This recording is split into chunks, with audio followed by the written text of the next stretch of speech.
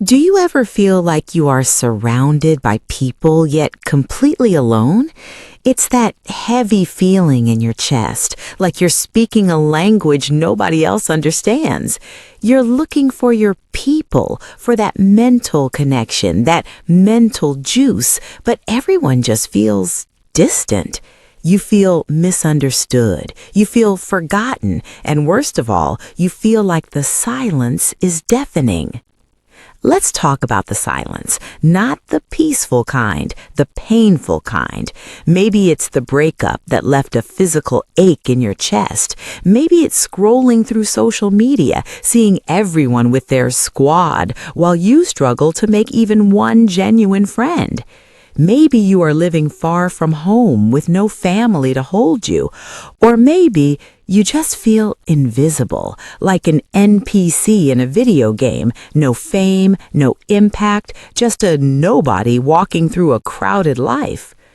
Or perhaps you lost the only person who understood you, and now the world feels too big and too empty. If you are nodding your head right now, I need you to know this video was written for you. First, let's take the guilt out of this. You aren't weak, you are fighting biology. When you feel isolated, your brain enters a state of high alert. Neuroscience tells us that social rejection and loneliness activate the same regions in the brain as physical pain. Your body dumps cortisol, the stress hormone, into your system. Your dopamine and serotonin levels, your happy chemicals, crash. You feel lethargic, heavy, and unable to focus. Your brain is literally tricking you into thinking, I am unsafe, I am abandoned, it's over. It's a chemical storm. But here is the logical twist. Even the strongest human in history wasn't immune to this feeling. 1400 years ago, Prophet Muhammad, peace be upon him, went through a period of intense silence. The revelation stopped. The connection felt broken. His enemies mocked him. He felt isolated. He felt the weight of that silence. The chemicals of sadness were there. He questioned, has my Lord left me? And in that moment of heavy silence, the divine intervention came down, not with a reprimand, but with a hug in the form of words. Surah Ad-Duha. God didn't say, stop crying. God acknowledged the pain. He said, Ma waddaka rabbuka wa ma qala. Your Lord has not taken leave of you, O Muhammad, nor has he detested you. In the Quran, 93:3. Why does this happen? Logically, if you want to fill a cup with fresh water, you have to empty the old water first. Sometimes God allows the world to leave you. He allows the breakup, the solitude, the lack of fame, so that your heart is empty enough to finally be filled by Him. He removes the temporary supports, people, so you are forced to lean on the ultimate support. Think about it. When the world supports you, that support is fragile. When the creator of the world supports you, you become unbreakable. So, how do we fix this? Here is the practical solution combining science and spirit. 1. Move the body. Break the cortisol. Depression wants you to freeze. Defy it. Walk in the morning sun. Surah Ad-Duha is named after the morning brightness. Sunlight regulates your serotonin. It's science and it's sunnah. 2. The Duha connection. There is a special prayer called Salat al-Duha. It's just 2 units of prayer before sunrise. Think of it as your private meeting with the CEO of the universe when everyone else is asleep or busy. It rewires your brain to gratitude. The Hadith, book Sahih Muslim and Hadith number 725. The Prophet Muhammad, peace be upon him, said, the 2 Rak'ahs of Fajr are better than the world and all that is in it. In Arabic, Rak'at al-Fajri khayrum min ad-dunya wa ma fiha. Just 2 short units of prayer before sunrise are worth more than the entire planet and every luxury inside it. If you have this, you aren't poor, you aren't a loser, you are wealthier than the richest kings of this world. You have the ultimate currency. 3. Rewrite the narrative. When the thought comes, I am alone, replace it immediately with verse 3, my Lord has not left me. Repetition rewires neural pathways. That is a valid, raw, and honest question. When you are struggling to pay rent or your heart is broken, hearing about spiritual currency can feel frustrating. You might think, this won't pay my bills, this won't give me fame, friends, loyal beings ultimately. Let's decode this logically and psychologically.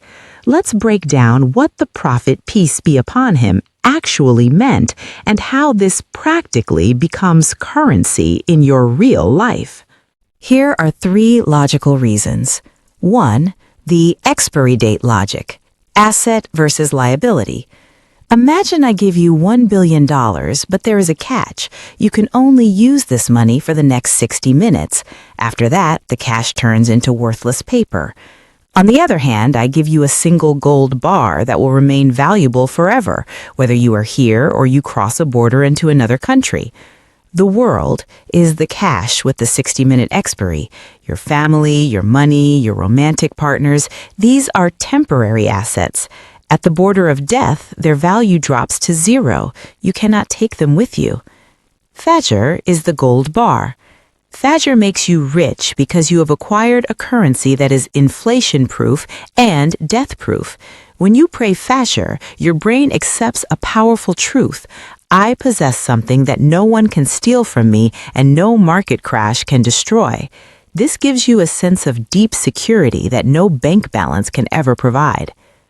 The 2, the VIP access logic, direct line to the CEO. You said, this won't bring me money. But let's ask, where does money actually come from? If you want a promotion at a massive company and you keep arguing with the security guard at the gate, you might get nowhere. But if you have a direct friendship with the CEO, do you worry about the job? Fajr is the meeting with the CEO. Fajr is the specific time when the provider, God, asks, is there anyone asking so I may give? The logical connection, praying Fajr isn't magically drop cash into your lap, but it connects you to the source of the cash. It brings barakah, divine blessing. Barakah means your $100 stretches further than someone else's $1,000. It means stumbling upon an opportunity that you would have missed if you were asleep.